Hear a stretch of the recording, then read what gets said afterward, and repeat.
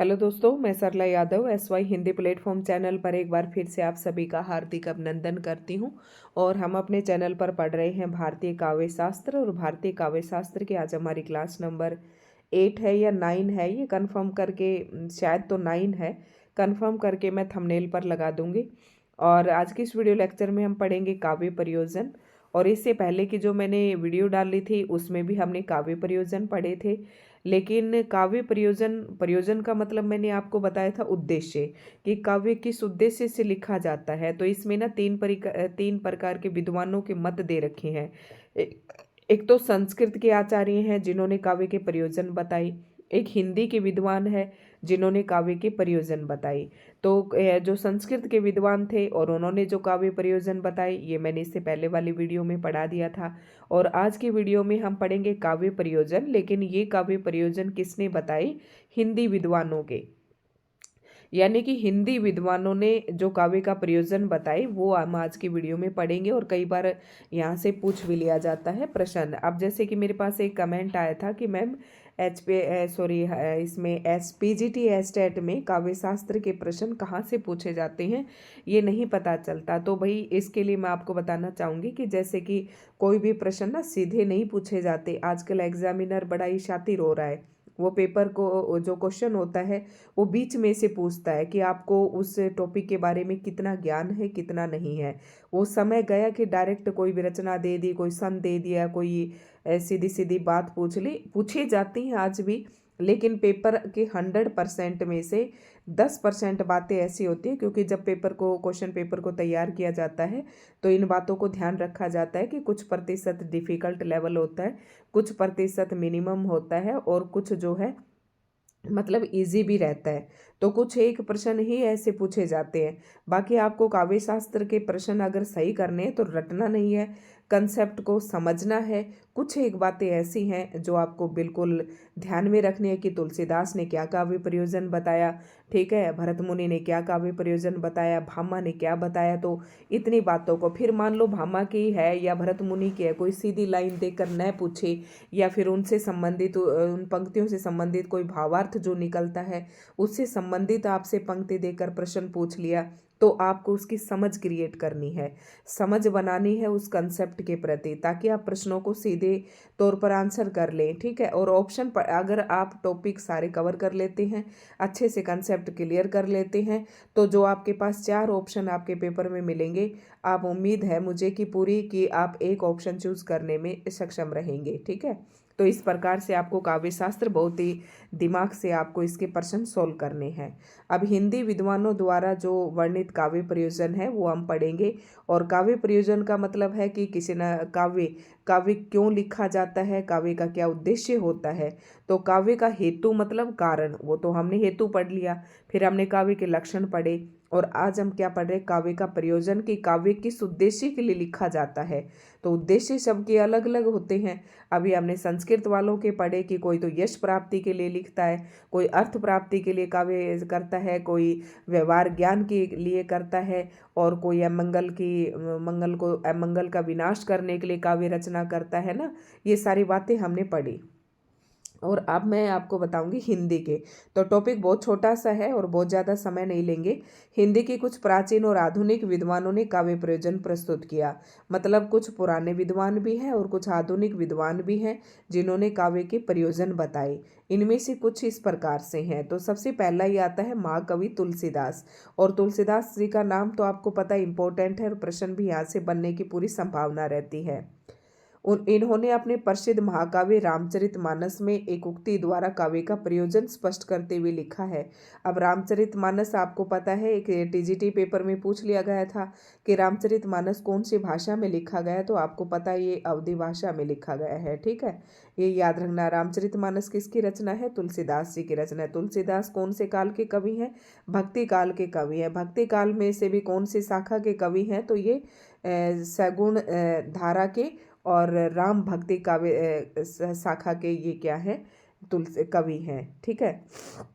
तो इन्होंने काव्य प्रयोजन क्या बताया? कीर्ति भनेति भूति भल सोई, सुर सरी सम सब कहें हित सोई। तो ये पंक्ति है। अब इन पंक्तियों का आपको अर्थ नहीं पता, और मुझे भी मान लो कुछ कम पता है, तो इनका हम यहाँ से बिल्कुल ये देख लेंगे, ठीक है। और मेरे से एक शर्मिला देवी ने पूछा था कि मैम आप कहाँ से पढ़ा रहे हैं, तो जी मेरे पास ये नोट्स हैं और मैं उन नोट्स में से पढ़ा रही हूँ। ये मैं किसी बुक में से नहीं पढ़ा रही हूँ, क्योंकि बुक में ना सीधे सीधे तौर पर जैसे कि ये तुलसीदास जी की ये पंक्ति दे देंगे और एक दो बात दे देंगे, फिर वहाँ से ना कंसेप्ट क्लियर नहीं होता।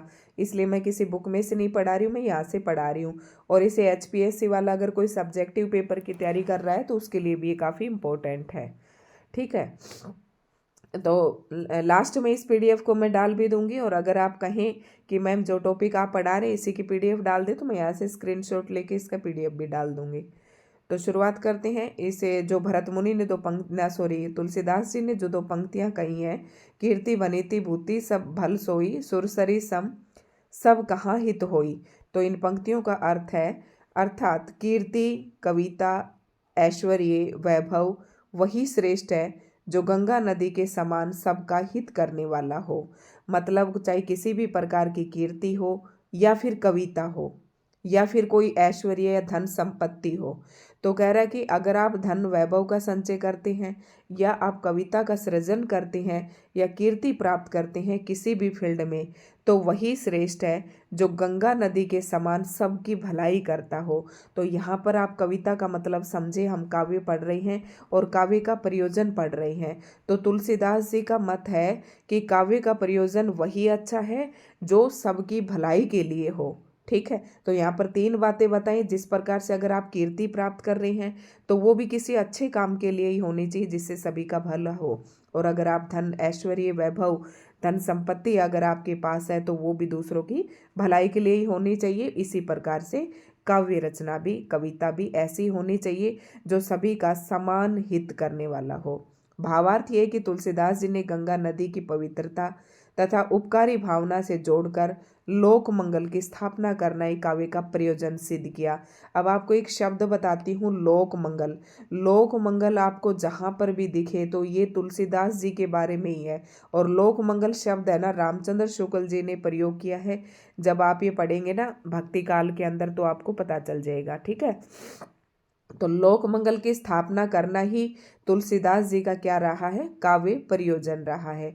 और गंगा नदी के साथ इन्होंने काव्य प्रयोजन क्यों जोड़ा, क्योंकि गंगा नदी में पवित्रता है, तो इसी प्रकार काव्य में भी क्या होनी चाहिए, पवित्रता होनी चाहिए। और काव्य जो है उपकार की भावना से परिपूर्ण होना चाहिए। तो वही क्या है, एक उत्तम काव्य है और यही प्रयोजन भी सिद्ध किया है, ठीक है। अगला पढ़ते हैं आचार्य रामचंद्र शुक्ल जी का। और आचार्य रामचंद्र शुक्ल जी ने क्या काव्य का प्रयोजन बताया है। आचार्य रामचंद्र शुक्ल, इन्होंने काव्य प्रयोजन पर बड़े विस्तार से विचार किया है। हृदय को मुक्त अवस्था में लाना। मुक्त अवस्था मतलब हृदय का हर किसी अवस्था से मुक्त हो जाना, काम, क्रोध, लोभ, ईर्ष्या, हर चीज से, चाहे माया, बंधन कुछ भी हो, सभी चीजों से जब हमारा हृदय मुक्त हो जाता है तो काव्य का मुख्य प्रयोजन मानते हैं, ठीक है। इसे स्पष्ट करते हुए लिखा है, काव्य का लक्ष्य है जगत और जीवन के मार्मिक पक्ष को गोचर रूप में लाकर सामने रखना, और जिससे मनुष्य अपने व्यक्तिगत संकुचित घेरे से अपने हृदय को निकालकर उसे विश्वव्यापिनी और त्रिकाल दर्शनीय अनुभूति में लीन करे। क्या यहाँ पर इसे स्पष्ट करते हुए क्या लिखा रामचंद्र शुक्ल जी ने कि काव्य का क्या लक्ष्य है, जगत और जीवन के मार्मिक पक्ष को, जो मार्मिक मतलब मर्म, रहस्य, ठीक है, उस पक्ष को गोचर रूप में लाकर सामने रखना। मतलब जो व्यक्ति के हृदय में है उसी को सबके सामने लाकर रखना, ताकि मनुष्य है ना वो व्यक्तिगत अपने संकुचित घेरे से बाहर निकले, उसके विचार बाहर आए, ठीक है। और वो विचार जो है विश्वव्यापिनी और त्रिकाल दर्शनी अनुभूति में लीन करे। इसी लक्ष्य के भीतर जीवन के ऊंचे से ऊंचे लक्ष्य आ जाते हैं। इसी लक्ष्य के साधन से मनुष्य का हृदय जब विश्व हृदय भगवान के लोक रक्षक और लोक रंजक रूप में जा सकता है, तब वह भक्ति में लीन हो जाता है। तो यहाँ पर आपको एक बात याद रखनी है, हृदय को मुक्त अवस्था में लाना। और मुक्त अवस्था का मतलब है कि जीवन का जो मार्मिक पक्ष है ना, उसको गोचर रूप में सामने लाकर, मतलब सभी के प्रत्यक्ष रूप में सभी के सामने लाकर रखना, ताकि आदमी अपने संकुचित घेरे से बाहर निकल सके और उसके जो विचार है वो विश्वव्यापी बन सके। बस इतनी बातें आपको समझनी है। ये काव्य प्रयोजन बताया है आचार्य रामचंद्र शुक्ल जी ने। ठीक है, आगे आता है महावीर प्रसाद द्विवेदी जी ने। अब ज्ञान का विस्तार और मनोरंजन को ही काव्य का प्रयोजन स्वीकार किया। वेरी मोस्ट इम्पोर्टेंट लाइन है, और सारे ही ये हिंदी के कवि जो हैं ये इम्पोर्टेंट है। तो महावीर प्रसाद द्विवेदी जी ने काव्य का प्रयोजन क्या बताया कि ज्ञान का विस्तार और मनोरंजन, इन दोनों को ही क्या स्वीकार किया काव्य प्रयोजन किया। तो सीधे तौर पर आपको ये पंक्तियां ध्यान में रखनी है।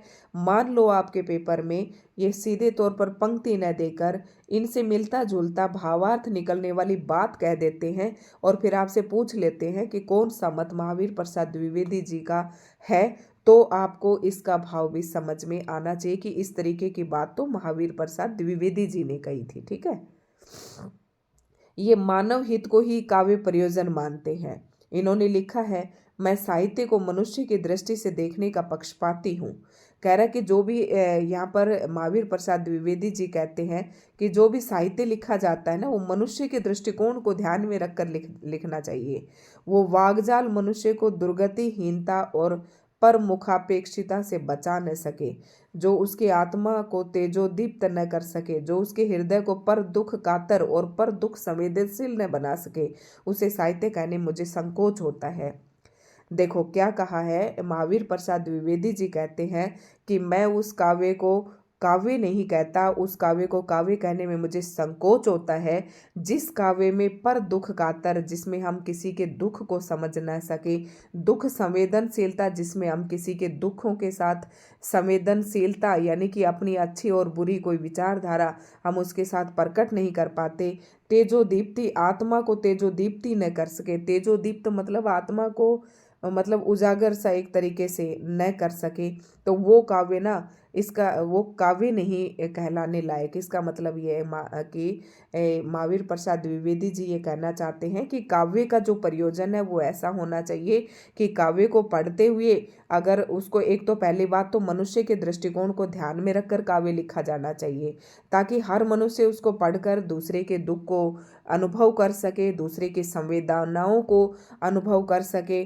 दुर्गतिहीनता, वो क्या है, जो वागजाल मनुष्य को दुर्गतिहीनता और परमुखापेक्षिता से बचा न सके। कह रहा है कि जो जिसमें दुर्गतिहीनता और परमुखापेक्षिता मतलब जो दूसरे लोग उपेक्षा करते हैं उससे न बचा सके, ऐसा कोई ऐसा जो काव्य होता है उसे मैं काव्य नहीं समझता। ठीक है, तो आपको ध्यान से इसे इसका मतलब समझता है। आपको ये 4-5 शब्द है, दुर्गतिहीनता, परमुखापेक्षिता का मतलब दूसरे मुख से उपेक्षा रखना, दुर्गतिहीनता, दुर्गति तो आप सभी समझते हैं, बुरी गति।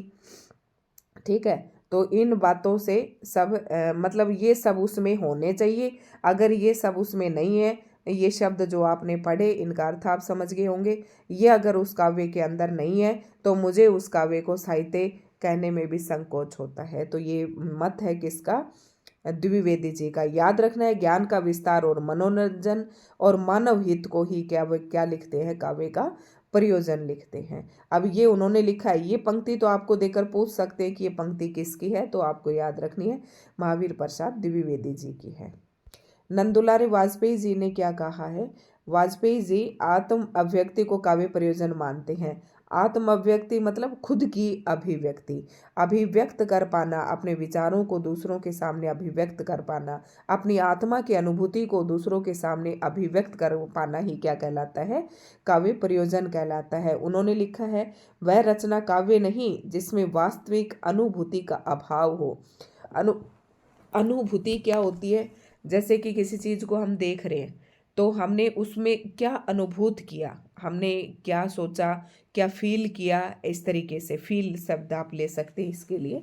तो जिसमें अनुभूति का अभाव होता है उस काव्य को काव्य नहीं कहते नंदुलारे वाजपेयी जी। और आत्म अभिव्यक्ति शब्द याद रखना, ये किसने दिया था काव्य प्रयोजन के उद्देश्य में, नंद दुलारे वाजपेयी जी। ट्रिक आपको बता देती हूँ, जो नंद दुलारे, नंद मतलब छोटे छोटे बच्चे, आत्म व्यक्ति मतलब अपने विचारों को व्यक्त कर देते हैं हर किसी के सामने। बस इस तरीके से आप ट्रिक याद रखना, ठीक है। आगे आता है डॉक्टर गुलाब राय, तो ये भी इम्पोर्टेंट है। इन्होंने आत्महित को काव्य प्रयोजन माना है, आत्महित, ठीक है, खुद आत्महित प्रमुख प्रयोजनों को इसी में समाहित करते हुए लिखा है। मतलब और भी अगर जो काव्य प्रयोजन है वो सब इन्होंने आत्महित के अंदर ही क्या कर दिया, समाहित करते हुए लिखा है। भारतीय दृष्टि से आत्मा का अर्थ संकुचित व्यक्तित्व में नहीं, विस्तार में ही आत्मा की पूर्णता है। देखो यहाँ पर गुलाब राय जी ये कहते हैं कि आत्मा का मतलब केवल आप इतना सा मत समझना, संकुचित अर्थ मत समझना कि एक व्यक्ति के अंदर जो आत्मा रहती है ना, बस केवल उस आत्मा से संकुचित अर्थ मत समझना, आत्मा का विस्तार समझना। हर इंसान के अंदर आत्मा होती है, ठीक है, तो इसका आप एक विस्तार रूप समझना। लोकहित भी एकात्मक की दृढ़ शिला पर खड़ा हो सकता है।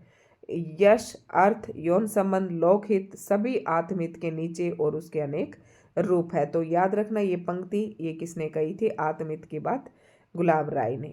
आगे आता है मुंशी प्रेमचंद जी ने, और इनकी पंक्ति भी काफी इंपॉर्टेंट है। प्रेमचंद जी ने विवेक जागृति और आत्मा की उज्ज्वलता को काव्य प्रयोजन माना।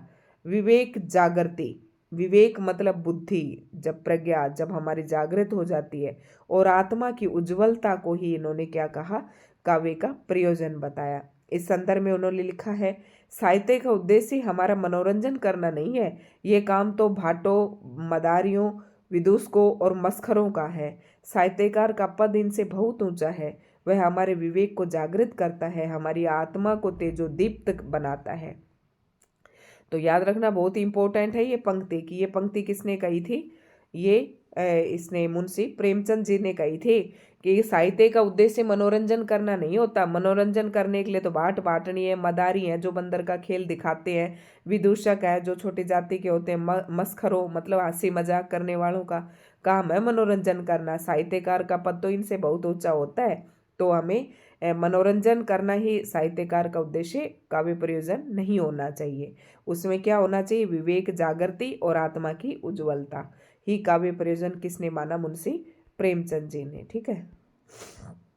तो भाई यही थे। उसके बाद पाश्चात्य विद्वानों के भी दे रखे हैं, तो ये मैंने नहीं पढ़ाए। जैसे मैंने काव्य लक्षण, काव्य हेतु और काव्य प्रयोजन पढ़ाए हैं, तो वहाँ पर संस्कृत आचार्यों ने जो मत दिए, उसके बाद हिंदी आचार्यों ने जो मत दिए, और पाश्चात्य विद्वानों के मत भी हैं। तो पाश्चात्य विद्वानों के मत नहीं पूछे जाते हैं, इसलिए मैंने नहीं पढ़ाया। और एक आध नंबर मान लो एक क्वेश्चन कहीं से पूछ भी लिया, तो भाई अब ये नहीं कह सकती वाकई मैंने इसलिए नहीं पढ़ा है कि बहुत लंबी लंबी वीडियो हो जाएंगे, है ना।